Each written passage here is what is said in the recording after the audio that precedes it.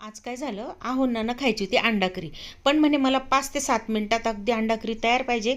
मला जायचं आहे म्हणे कामासाठी एका ठिकाणी. आम्ही राहतो शेतावर आणि इथे आम्ही रिटायर पर्सन आहोत. तर अशा काही काही गोष्टी करत राहतो वेगवेगळ्या पद्धतीच्या आणि ते त्यांची कामं करत असतात. तर चला म्हटलं अंडा करी खायची ना, करते 5 ते 7 मिनिटात 100% करून देते बघा.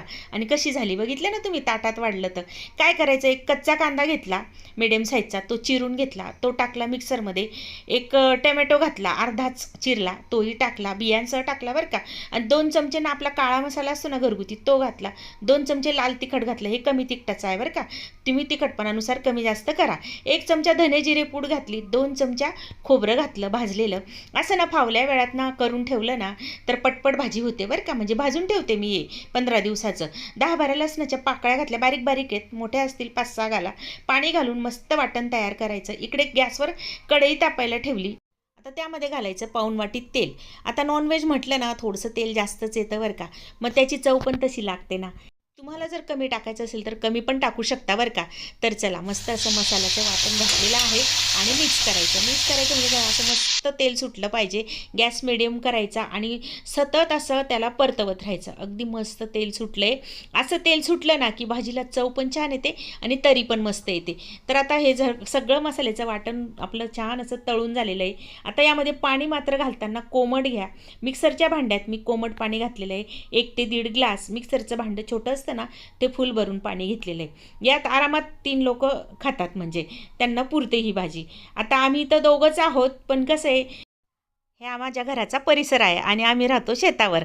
तर त्याच्यामुळे हे असं करावंच लागतं. माझे मिस्टर शेतात पण काम करतात, मी पण जात असते, त्याच्यामुळे थोडीफार भाजी मी एक्स्ट्रा करते. आमच्याकडे येणं जाणं पण चालू असतं, समजा जेवताना कुणी आलं तर वाढता येतं. तर मी काय म्हणते, चॅनलला नवीन असाल तर सबस्क्राईब करून घ्या ना.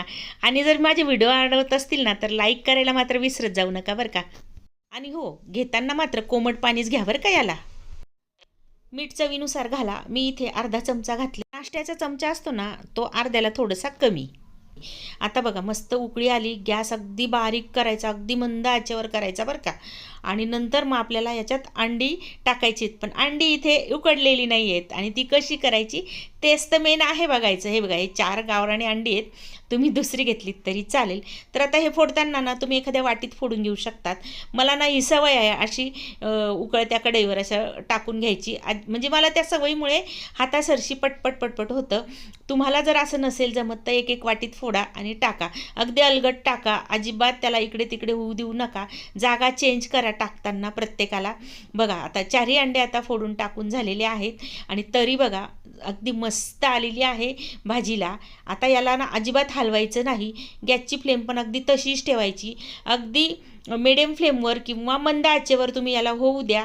आणि अजिबात उलटण चमचा काहीही न घालता फक्त कोथिंबीर घाला. आता इथे माझ्याकडे थोडीशी होती, तुमच्याकडे जास्त असेल तर जास्त तुम्ही घालू शकतात. छान अशी उकळी आलेली आहे, तोपर्यंत मी अजिबात हात लावला नाही.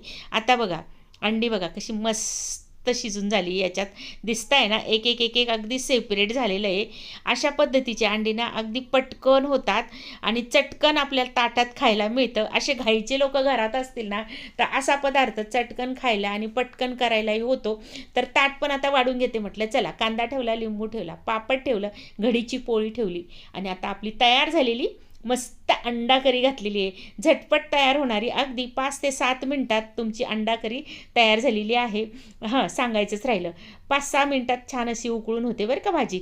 अजिबात टेन्शन नाही घ्यायचं, चवीला एकदम भन्नाट लागते. मसाला मात्र एकदम छान परतवायचा, 1 नंबर लागतं. बघू शकता अंडा असं चमच्यात घेऊन पण किती छान दिसलं ना. छान शिजलंय आणि आता आम्ही जेवायला घेतो. मी पण जेवण करते, तुम्ही पण जेवण करा. मस्त राहा, स्वस्त राहा आणि चॅनलला सबस्क्राईब करायला मात्र विसरू नका. एखादं कमेंट करत जावा म्हणजे छान वाटतं.